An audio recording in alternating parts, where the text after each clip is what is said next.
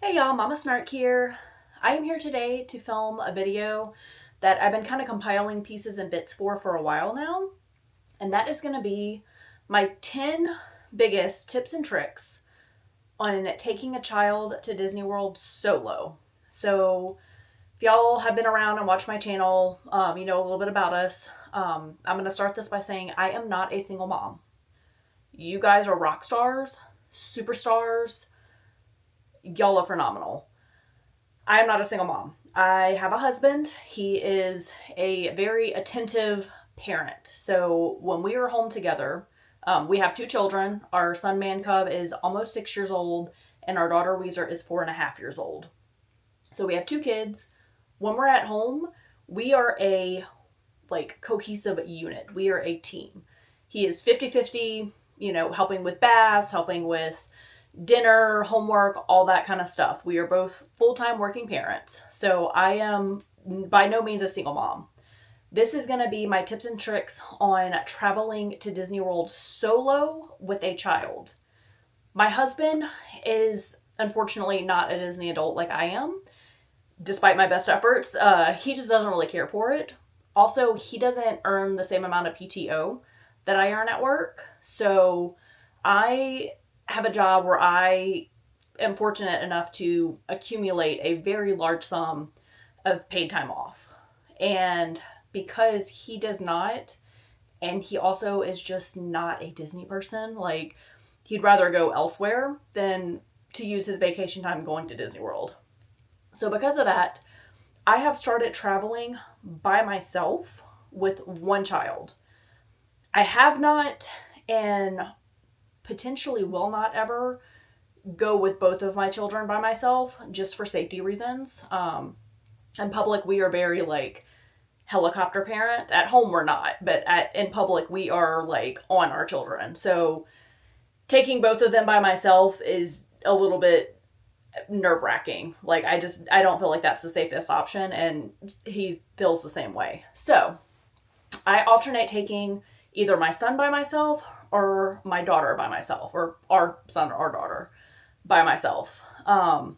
So these are just tips and tricks that I've kind of picked up along the way and that I've tweaked and perfected in my method to be able to do this solo so often and to be able to do it without losing my mind. I've started doing this about right at 2 years ago now. I took our daughter for a solo trip for the first time when she was 2.5.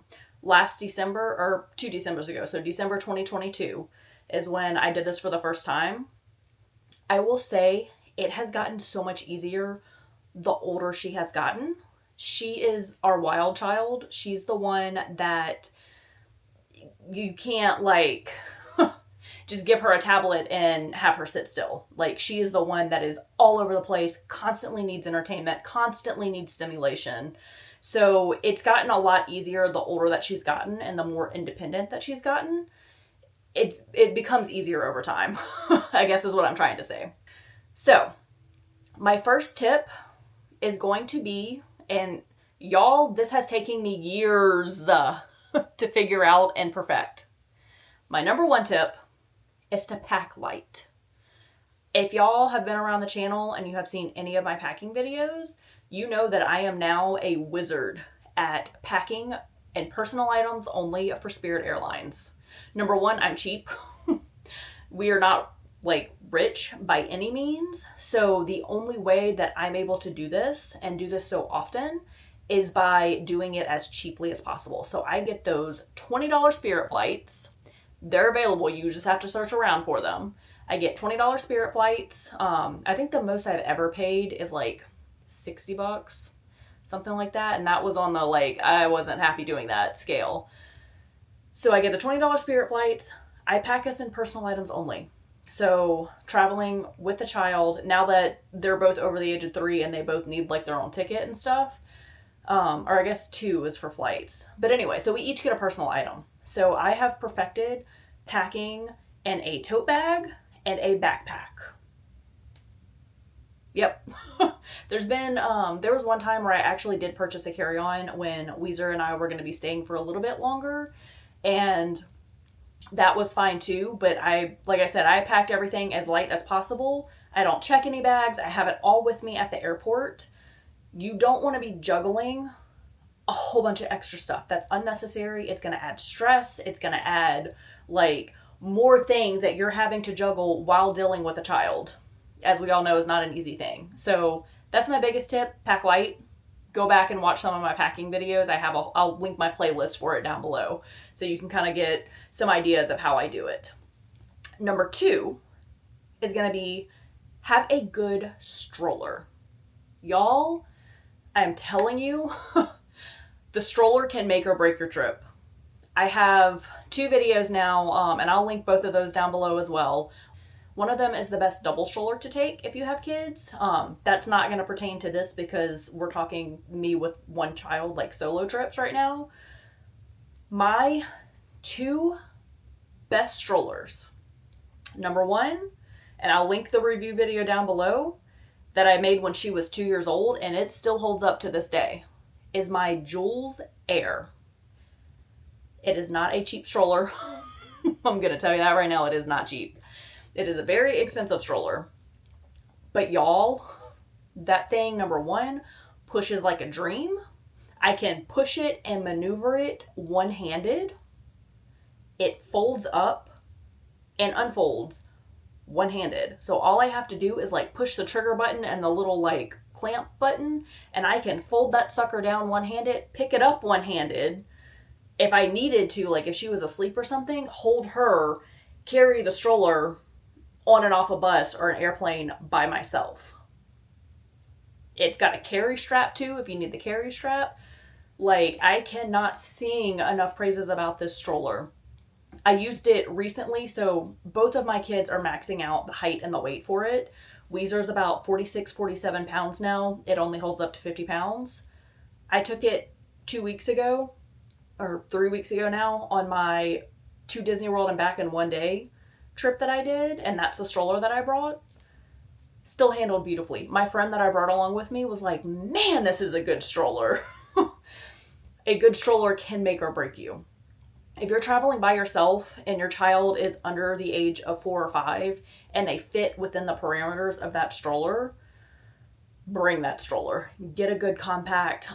There's a couple of good other ones, like I have the Ergo Metro Plus. That one's, I would say, my second favorite, but like I can't sing enough praises about the Jules. That's my go-to.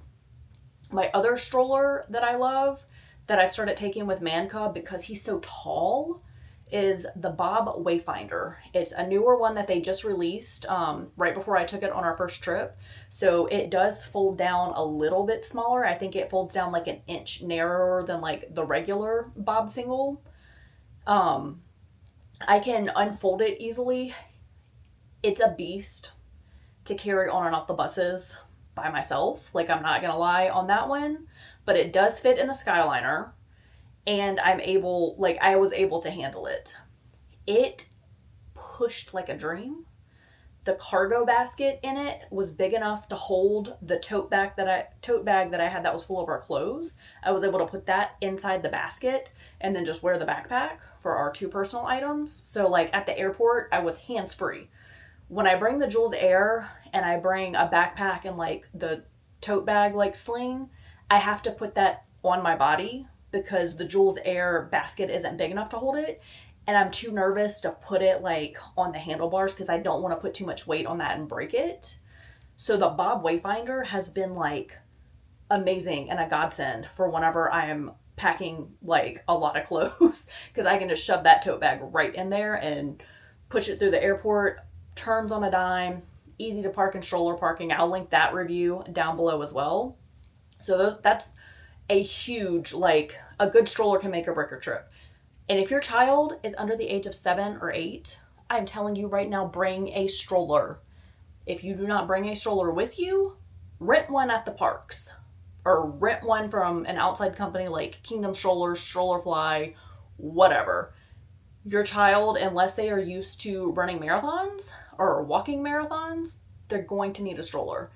And as a solo traveler with a child, you don't want to have to deal with, I'm tired, my feet hurt, my legs are all out of walking power, and you're like dragging a tired child behind you, or you're holding a tired child, because unless they're, I mean, even if they are an infant, like, they get heavy. So holding just like a sleeping child or a tired child, especially like walking out of the park all the way to the buses, that's gonna kill your back. Bring the stroller. Bring a good stroller. Do not bring those little umbrella handles, because you cannot push it one-handed. You have to have two hands on it, and they're not going to push as easily. They're not going to turn as easily. I'm telling you, a good stroller will make or break it. Second, that's number 2 right there. Number 3 is going to be boarding the airplane. If you have a stroller, and I was told this by an amazing Spirit Gate agent at the Orlando airport, and it's held true the next like 3 times that I've flown with a child. She said, if you have a child in a stroller, go with pre-boarding. I never have, because if you listen to the announcements, they say people that need extra assistance, like getting down the gateway onto the plane, or families with children under the age of 2. And I told her, when she told me that, I was like, oh, well, he's 5 years old. Like, he's not under the age of 2. And she said, if you have a stroller, go with pre-boarding. So, okay.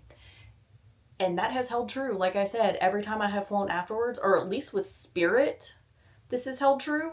So I can't speak to other airlines, but this is with Spirit. They have never stopped me or given me an issue, even though I usually have zone 3 boarding, because I don't pay to pick my seat, and if I don't pay for a carry-on or something like that, you get zone 3. Never had a problem after that. So that is a huge tip. It helps tremendously to get on the airplane sooner rather than later if you need overhead space. Like, if you don't need overhead space, by all means, wait till the very end to let your kid run around the airport and get wiggles out as long as possible. But in my case, I usually prefer to have like one of my bags, like the bag full of clothes, up in the overhead bin, so that I have free foot space underneath my seat.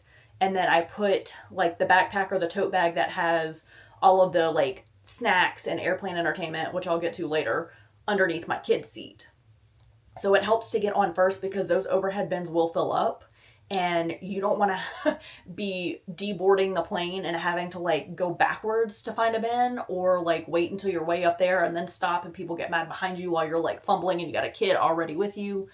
It helps to have that overhead bin space right next to your seat. So pre-board if you have a stroller. Also, on top of that, if you have a stroller that does not fit in the overhead bin, like my amazing Jules Air does that I just mentioned, that one, I literally wheel her up to the gate, have her hop out, fold it down, carry the stroller with me onto the plane, and then I just put it in the overhead bin. And I have had some Spirit agents try to give me a hard time about it, and they're like, oh no, you need to get a gate tag and leave it. And I'm like, no, it fits in the overhead bin. And then they usually leave me alone after that, after I kind of tell them that. So if you have a stroller that does not go in the overhead bin, like the Bob Wayfinder, that sucker, it folds down like up to here on me and still like this big. So that one I do need to gate check. Before your boarding time gets close, like I would say at least 30 minutes prior to boarding, go up to the gate counter. There'll be an agent there, like at the counter by the gate. Tell them you need a stroller tag or a gate check tag. They will give you they'll ask for your boarding pass. They'll scan it, look it up, whatever. They will give you a green tag on like a bungee string. You put that on your stroller handle. And then you tear off like the bottom part and you keep that part on you. But knock on wood, I've never needed that. But they will give you a green tag to put on your stroller handle. And that way, like, you have that when you check it at the gate, they know that goes under the plane, and then it comes right back up when you land. So make sure you do that prior to boarding if you're not going to be bringing your stroller, like, in the overhead bin. Number 4, that I said I'd get to in a minute, is going to be for flying with your kid and, like, while you're at the hotel. Snacks. Pack snacks. especially if you're flying a budget airline like Spirit, you're not going to get like the free pretzels or cookies or whatever. Bring snacks. I usually do like the Z bars for kids. I usually do like applesauce pouches or the Go-Go Squeeze shelf stable yogurt pouches, or some kind of little fun snack that they don't get too often. I pack granola bars and like beef jerky for myself. Pack snacks, Goldfish, Cheez-Its in the little individual packs, whatever. Gummies or suckers for takeoff and landing. Make sure that you pack enough for the flight going and for the flight coming home. Don't forget about you got to come back. But I usually do Welch's or like Annie's fruit snacks. I've heard suckers, or like if your kid's still in a bottle, like give them a bottle or a sippy cup or whatever, so they get that motion going in their jaw to help keep their ears from popping. My kids have horrible problems with ears. I always take them to the pediatrician if there's like even an inkling of sniffles and potential fluid in their ear before I fly. And 3 times out of the 5 that I've done that, they've ended up on antibiotics and eardrops before a trip. So we want to give something to them to get that jaw moving so that their ears aren't in pain. Like I said, I usually do gummy snacks. My kids don't sucker well. They tend to just chew on it. They're doing better now that they're older. I will say I haven't tried it since they've been like 3 and under, but I found that fruit snacks and gummies work really well for us. That's something that they don't get often at home. Like I don't keep fruit snacks in the house just because it's not good for their teeth.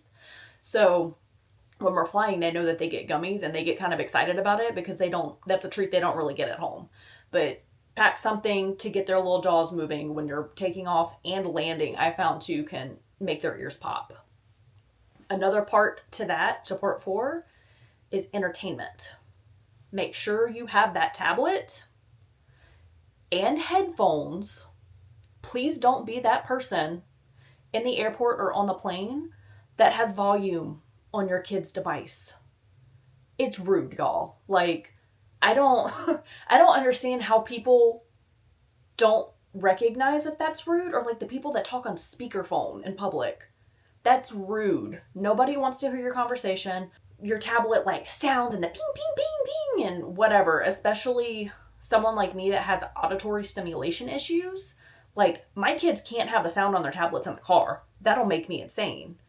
So pack your tablet. One of my biggest tips that I've started doing, again with the packing light, is I've gotten an unlocked cell phone and I've done a track phone as well. Not put a SIM card in it and just use it as a Wi-Fi tablet.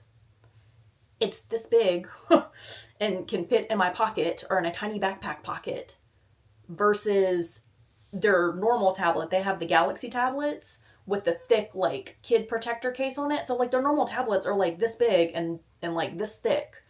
So traveling with those, it's like the tablet was taking up more space than anything else. So I've discovered, just get an unlocked cell phone. Don't put a SIM card in it. Just use the Wi-Fi on it.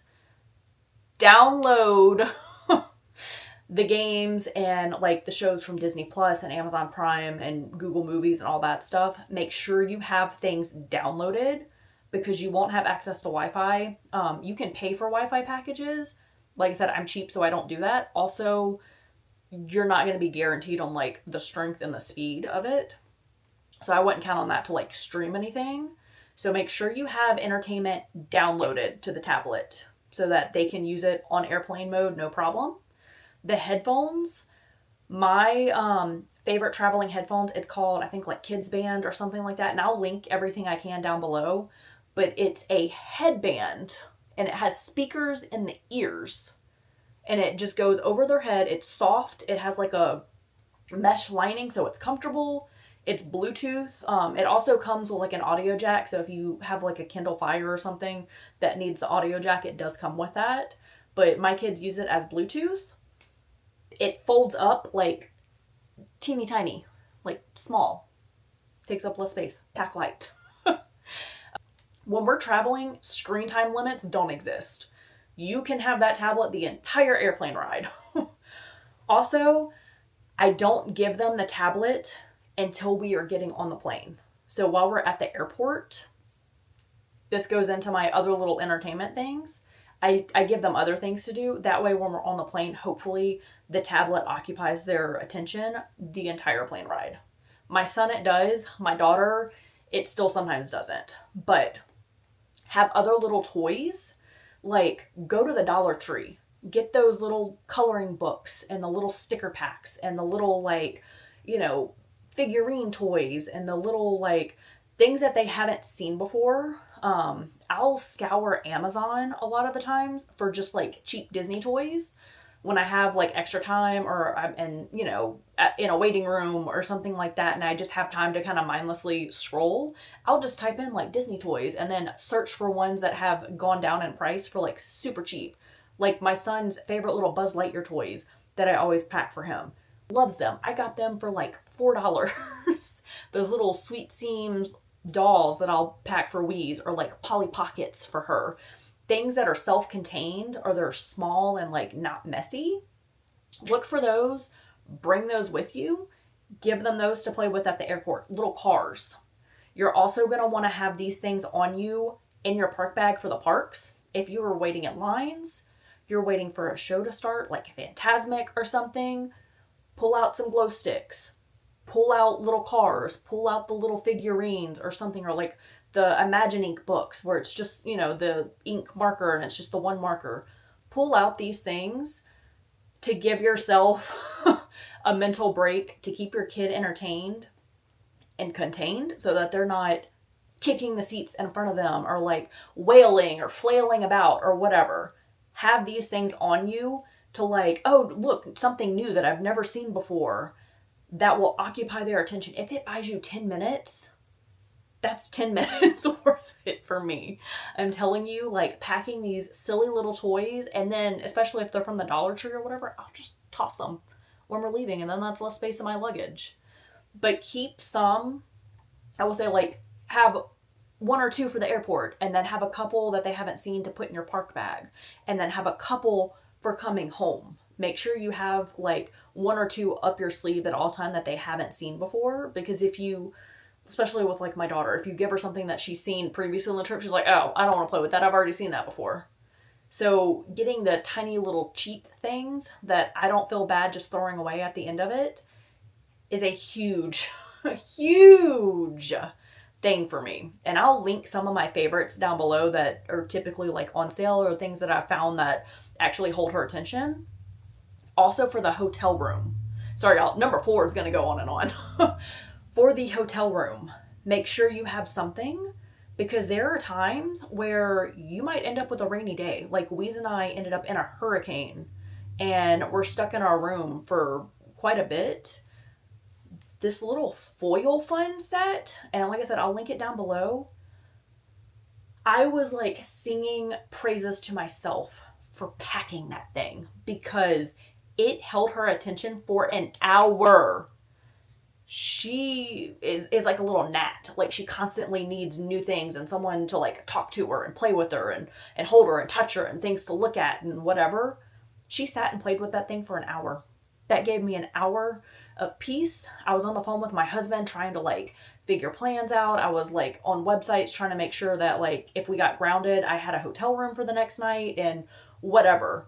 But having something for the hotel room, if you get stuck in it for any reason, someone gets sick. Viruses go around Disney all the time. Someone gets food poisoning. Someone ends up with a stomach virus and you're in the room with a puking kid for 2 days and you need something to keep them from bouncing off the walls and to give you like little moments of sanity and moments of peace.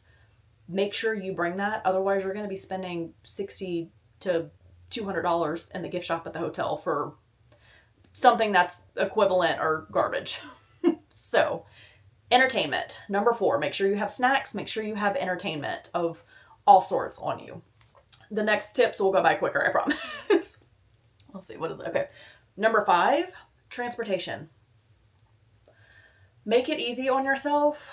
I typically will book mirrors when I have my kids, just because I have someone that is going to load and unload the stroller. Like, I know the stroller is going to fit too, especially if I'm traveling with the Bob. I know the stroller is going to fit under a charter bus. It's typically the cheapest option.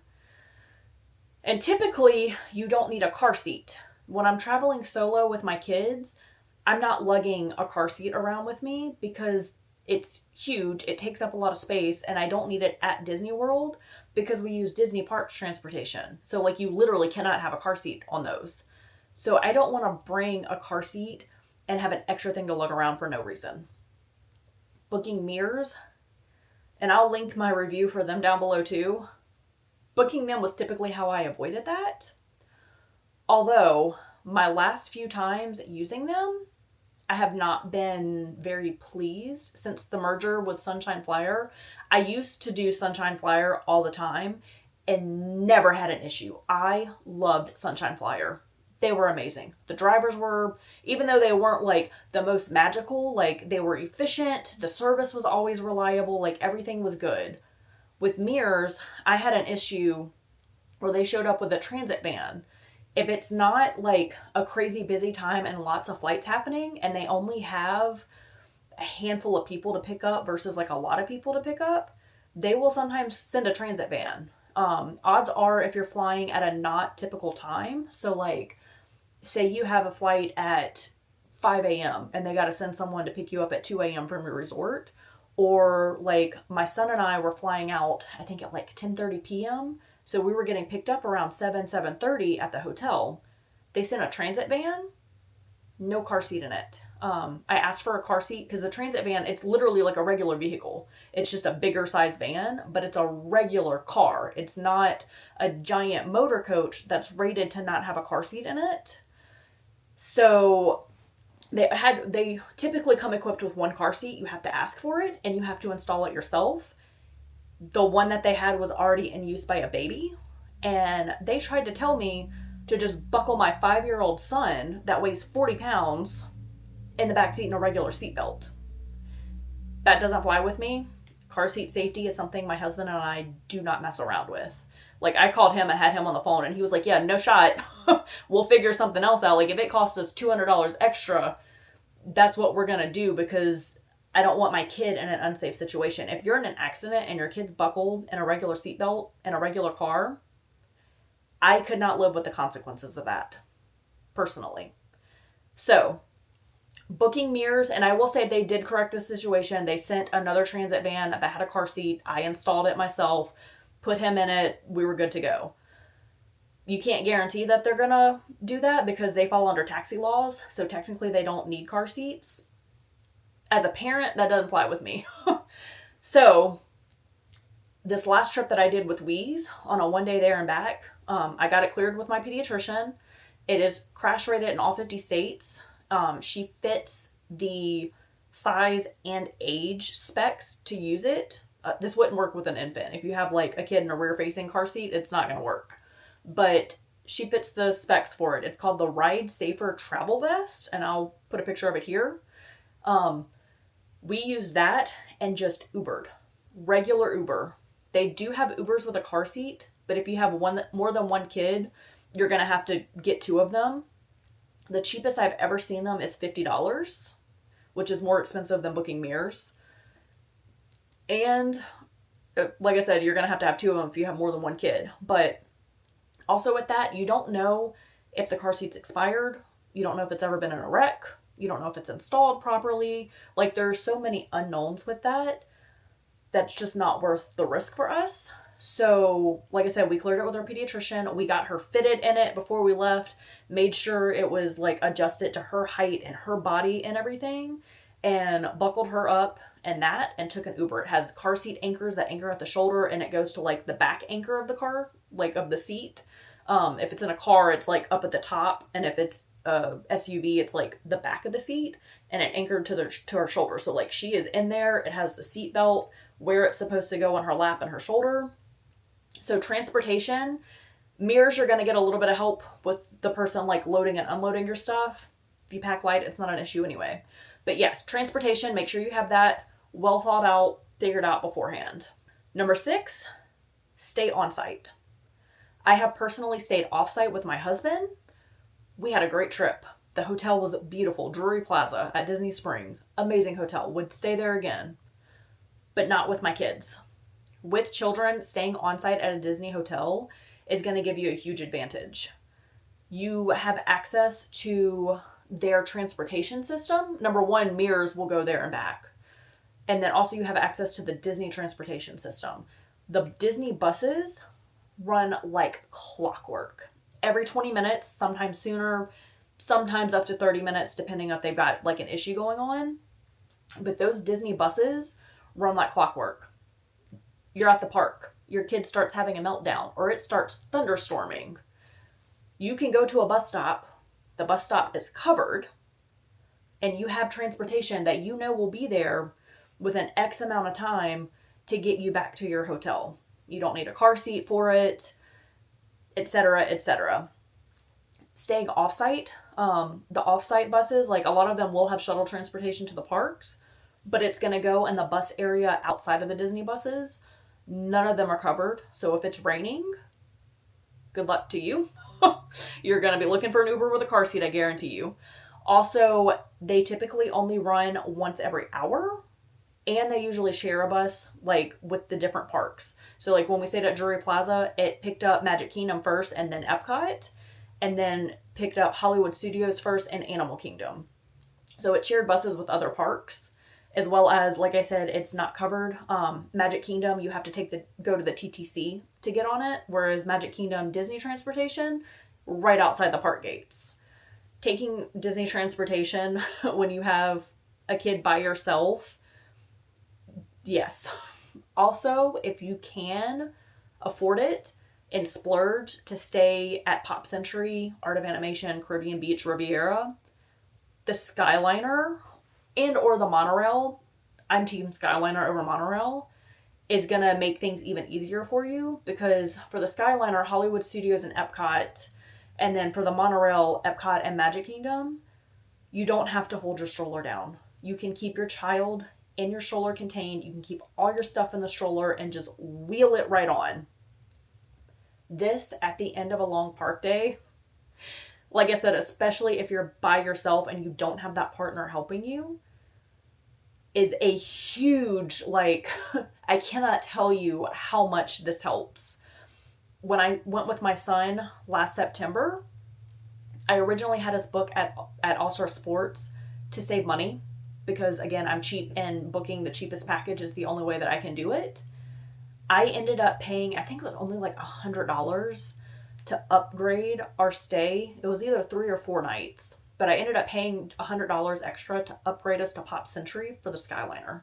Because being able to push that stroller right on and off is just, it's worth the extra money for the mental headache and potentially the physical headache that you're going to have to deal with. Which is going to lead into my number 7. So number 7 is going to be prepared to handle transportation by yourself. The Disney buses are awful. Like, I'm not even going to try to sugarcoat it. It's awful doing a Disney bus, especially by yourself. And park opening, and in particular, like more specifically park close by yourself. It's horrible. Be prepared ahead of time. Know your stroller. Know how your stroller breaks down. If you have a kid that is, number one, asleep at the end of the night, or if you have a younger kid, like 2 and under, get a baby carrier or like a toddler size carrier, preschool size carrier. I still use a preschool kinder pack with Wheeze. She's 4.5 and, like I said, just under 50 pounds and about 44 inches tall. Strap them to you because you're going to have hands free to pick the stroller up and get the stroller on and off of the bus by yourself. Have everything that is in your stroller, either something that can stay on your stroller when you collapse it that won't fall off and fall out and like clang around and stuff. Have everything can fit in a backpack. Again, the pack light is going to be your best friend. So what I do is everything is in the backpack. I have a little Vera Bradley like snap strap that the popcorn bucket will snap to. Put everything in the backpack on my back. I pack light. I don't bring a whole bunch of extra stuff. When I had to bring the stroller fans, just make sure the stroller can fold with them still attached and not have them fall off or like on the bottom or something when you fold it. Have everything in the backpack. Like I said, if it's the end of the night and you know your child's gonna fall asleep, like Weezer, hands down, if I'm closing a park or staying until fireworks or after fireworks, 9 times out of 10, she is going to be lights out as soon as that bus starts moving. And I cannot carry a dead weight sleeping child and a stroller off the bus by myself. I can with the Jules Air. I've done that. So again, the Jules Air, can't recommend it enough. I've used the Bob with her on a recent trip, and the only way I did it was I strapped her to me, and then I was able to stand up with the backpack on, her on me, and like hold hands out because she's big in front of me, and like slowly walk the stroller off the bus. Because I'm here to tell you, do not expect help from anybody. There have been times where people are amazing and they are helpful. Like, I have had times where someone has offered to like take the stroller from me and hold the stroller so that I could deal with Wheeze and make sure that she's secure and everything. I have had people offer to give up their seat for one of my kids. And you can like sit and put your kid on your lap, but like, what are you going to do with the stroller? I'm able-bodied, so if someone is kind enough to give up a seat, I'll put my kid in the seat, and then I'll put the stroller in front of them, and I'll stand. I'll hold the rail, like the handle, whatever, and I'll stand in front of them.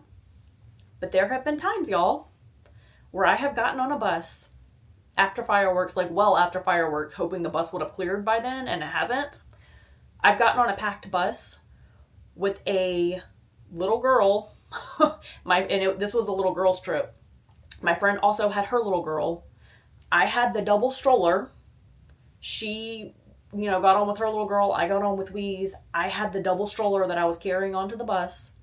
There were grown men sitting in seats all around us. Not one of them offered to get up to give one of the little girls their seats. And these girls, I'm talking, her friend Riley was 4, Weezer was 3. So my friend Dana went and sat on the steps that go like up. She sat on the step with Riley in her lap because she couldn't stand up and hold her. My friend Dana's this big around. I couldn't sit. I had the stroller that I had to like keep from falling over and moving and like crushing people. I spent that 20-minute bus ride from Magic Kingdom back to All Star Movies with my very heavy, dense, solid child in my arms, holding on to the handrail and the stroller the best I could.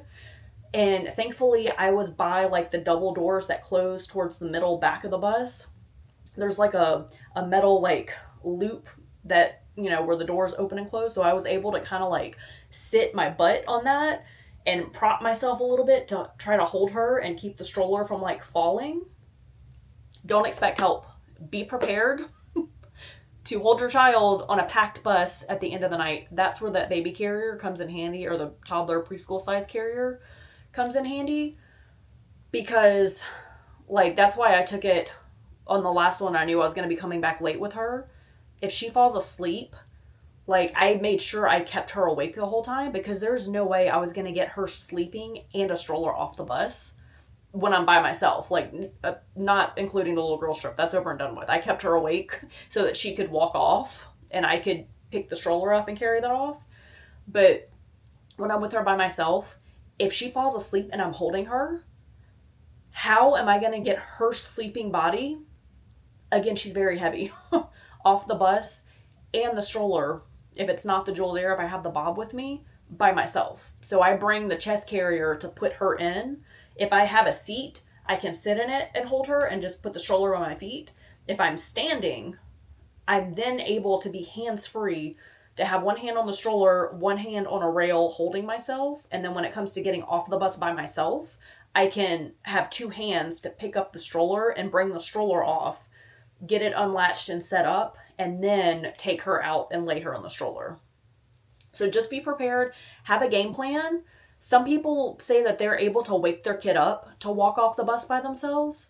My kids have not napped since they were 2.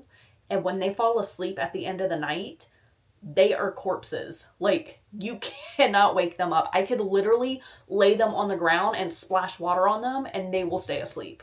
Like, there's nothing that's going to wake them up. So if your kid is able to wake up and walk off the bus, that's fine.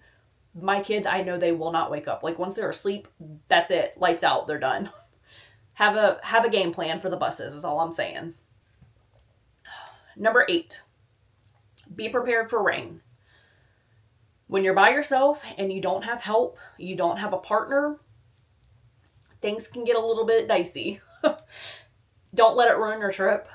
The last 2 trips I did, or this summer, the 2 trips that I did with each of my kids in succession, one was late August, one was late September. That's hurricane season. We live in Louisiana. We're accustomed to it. That's a thing we've grown up with. It was some of the best times that I've had at the parks with my kids. Like, don't let the rain deter you. If it's, horrible rain in the forecast, there are no lines at the parks, y'all. Like, when I went with Wheeze, it was a hurricane had blown in like early morning. There was no one at Animal Kingdom. Like, we met all of the characters that were out with literally less than a 5-minute wait. Walked right up to see Moana, walked right on to the safari, walked right on to like all the rides that were open. I will say the outside rides will close. Like, poor Man Cub missed out on Slinky Dog on his last solo trip because it was raining. But Tower of Terror, walk on. Toy Story Mania, walk on. So don't let the rain hold you back. I understand if it's winter time, that's going to be a little bit of a different story because you don't want your kids sick and you don't want everyone freezing to death. But if it's summertime, go. Put a poncho on. Have a good rain cover for the stroller. Cannot stress this enough. If you are going in the summertime, bring a rain cover for the stroller. If there's rain in the forecast or not, because that can change like that. Bring a rain cover. Put it on. If you see any kind of clouds in the sky when you're going to wait in a line or go into a restaurant or something, put the stroller cover on because you don't want to come out to a soaked stroller and then your kid's bum is going to be soaking wet. So, good stroller cover. The one that comes with the Jules Air, it does come with a rain cover, was garbage. It literally only covered the shade to her feet. So the whole back end of the stroller was exposed and the whole bottom basket was exposed. So that was awful.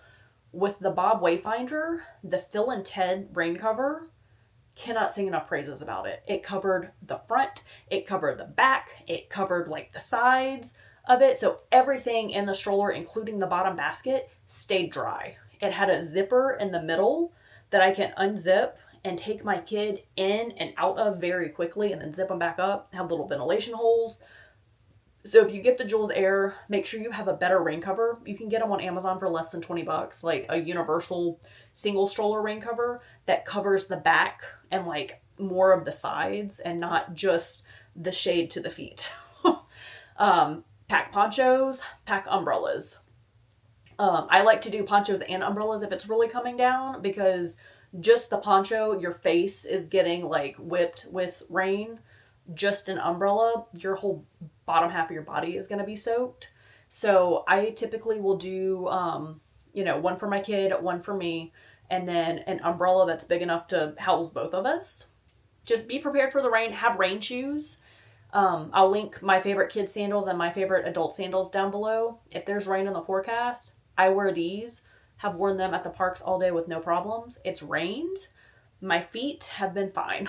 Like, I didn't get soaked. I didn't, it didn't ruin my trip having soggy shoes. Especially with packing light, like the sandals, I can wear tennis shoes to the airport and then pack the sandals. So be prepared for the rain. Don't let it stop you. Go to the parks, ride the rides with low wait times, make memories, have fun. Just be prepared for it. Make sure you have all the gear that you need. Okay, number 9 is a very important one. Take it easy. You will not get everything done. It is literally impossible. I have done trips where we have done everything, like short trips, but it was myself and a girlfriend, so it was 2 adults. If you have a kid, especially if you have a kid that like naps during the day, or like I said, my kids don't, but Disney World is a very overstimulating place for adults, let alone for children. It's a very tiring place. Even though they're in the stroller for most of the day getting wheeled from place to place, they're still having to get out of the stroller from stroller parking and walk and potentially stand in lines and whatever. There's especially depending on when you go, there could be a lot of people. That in and of itself, having to like be around masses of people is very overstimulating.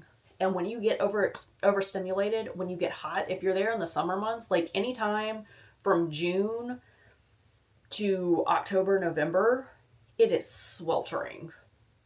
That takes a toll on you. It zaps your energy. It zaps your mood. If you get dehydrated, take breaks. I went recently on a like 1 day there and back trip, and my friend's mind was kind of blown. She's a decade younger than me. She doesn't have kids. And the fact that when we were leaving to see Mickey and Minnie Mouse at Epcot, outside of like the Figment ride area, there are those jumping fountains where like the water just kind of jumps from place to place. And Wheeze was like, I want to see the jumping water. And I was like, okay, yeah. We sat for 10 minutes. She watched her. I went and ran to the bathroom, and I went and got like a popcorn refill and a Mickey bar for Wheeze. And when I got back to where they were, she was like, man, these kids really like this jumping water fountain, don't they? And I was like, yes. And that is one of my biggest tips is stop. Just, if your kid wants to do it, they want to bang on those drums at Epcot, Animal Kingdom, whatever. If they see a playground, like the one outside the Creation Shop at Epcot, my Wheeze begs to go to it every time we go. You're like, we got playgrounds at home. We have a city park we can go to for free. Correct. But if you take 10 minutes, I'm telling you, 10, 15 minutes, and a lot of times I will set a timer on my phone. My kids respond really well to timers. So I'll say, look, I'm putting 10 minutes on my phone. When this 10 minutes is up, we got to move on to the next spot. Because I understand you have reservations. You've got Genie Plus Lightning Lane books. You've got whatever, and you're moving like this. If you take, I'm telling you, 10 minutes to stop, let your kid out of the stroller, let them have a chance to get those wiggles out. And I've done a whole best playgrounds at Disney World. I'll link that video down below too. But if you stop at these places, let your kids get the wiggles out, let them detox and decompress and get away from all of the stimulation for 10 minutes and reset. If it's a place, not the Boneyard Playground and not anything crazy like that, but like the jumping waters at Epcot, they have benches right there. Your kid can't go too far, like it's semi-contained. Sit. Watch your kid. Don't play on your phone. Don't take your eyes off of them, because, oh, no. But just take a chance to sit and decompress for a minute, out of the crowds, out of the lines, out of whatever. Watch your kid play. You will be in a much better mood. They will be in a much better mood. And because they are in a much better mood and not as cranky and they've had a chance to kind of reset, you will be in a better mood also because of that. So take the break. Say yes when your kid wants to stop and beat on some drums or watch the jumping fountain. Look at the ducks. My kids love stopping and looking at the ducks at Disney World. Let them stop and look at the ducks. 10 minutes. Like I said, set a timer on your phone. 10 minutes is all it takes. Reset. Take the breaks. Also, know your kid's limits. Like I said, Wheeze is my wild child. She's the one that thrives on chaos and simulation. Like, she loves it. The more simulation, the better. Man Cub, my son, that's almost 6, he is my child. He gets overstimulated very easily. He is an extreme introvert. He does not do well with crowds. He needs those breaks. The last trip that I did with him by myself in September, we were done with the parks every day by 6 p.m. Some days a little bit later, some days a little bit earlier. Like our Magic Kingdom day, it was like 3:30, 4 o'clock. And he said, Mama, can we go back to the hotel room?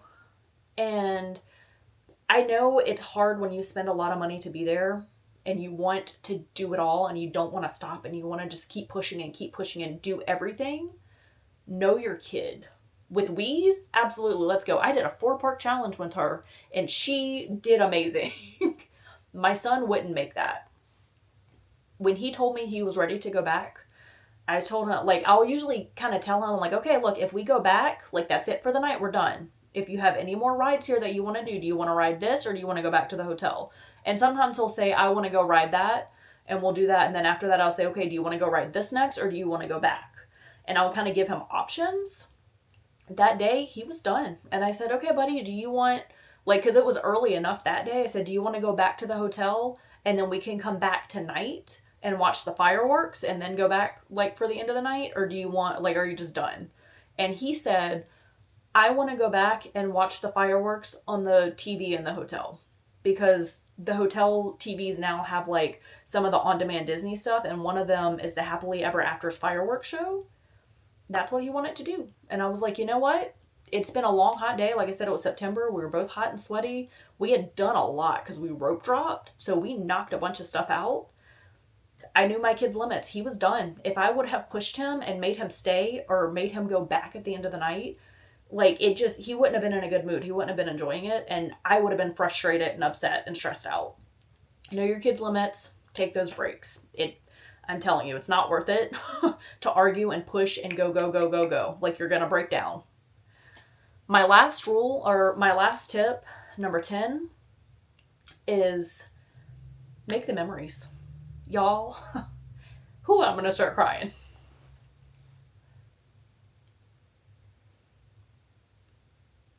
Your kids, I didn't expect to get choked up. Okay. Time is fleeting. Your kids are only going to be little for so long. Like, we were going back literally like 2 nights ago. Weez wanted to watch the videos from our first trip, and we were going back and watching these videos of when Man Cub was 3 and Weez was 2 years old on our first trip. And I was just like, oh my gosh. She had the little bob haircut. She was so little, like, she was just learning how to speak. And she would say things like, a big ball, or I'm more time. Like, she couldn't even speak yet. And she was so little, but you could see, like, the joy of her just enjoying being with her family. And Man Cub's little face lighting up on his first roller coaster. And time is fleeting, y'all. Like, kids don't keep, man. Take the trip. Make the memories. They might not remember going to Disney World when they're 2 years old. Luckily for, like, me, I vlog, so we do have those memories to look back on. So we will have memories to look back on her trip when she was 2 and he was 3 for their first trip. But time is fleeting. Kids don't keep. The magic is never going to be more alive for them when they're too young to remember it. Although I think both my kids are now at the ages that they will remember stuff, and Weez is a freak of nature, and I swear she remembers being in the womb. But you'll remember it. You will remember the look on your kid's face when they see Mickey Mouse for the first time. When they get to twirl around with Tiana. When they get to, like, wave to Mickey and Minnie in the parade. When they get to see their favorite character for the first time. When they do their first ride. When they have their first Mickey bar. Like, you will remember that. Make the memories. But yeah. Didn't expect to get choked up there. But do the trips. If you're worried about it and you're nervous, I understand going, especially going by yourself with a kid for the first time. It's scary. It's a lot. Like, people, like, single moms, y'all are friggin' rock stars. I don't know how you do it, but dealing with your kid by yourself, especially in, like, a very public setting, and when you have to be on 24 hours, like, when you're at home with them by yourselves, you have pockets where you can just kind of sit down and let them play, or you're sitting down and reading a book or whatever. It can be overwhelming and it can be stressful to think about doing it all by yourself in a very public and scary place. You got it. You're a rock star. You got this. Follow these tips and tricks. Make sure you are prepared. You are going to have an amazing trip. Make those memories. Your kid will look back on this and be like, man, my parent was so cool. Like, I'm so lucky and thankful that they did this with me. Take the trip, make the memories. that's all I got for you. Make sure you give this video a like and a thumbs up, hit that notification bell, subscribe to my channel, and follow along for more content. We have a lot more travel videos coming up, not just Disney stuff, so follow along. Bye, guys.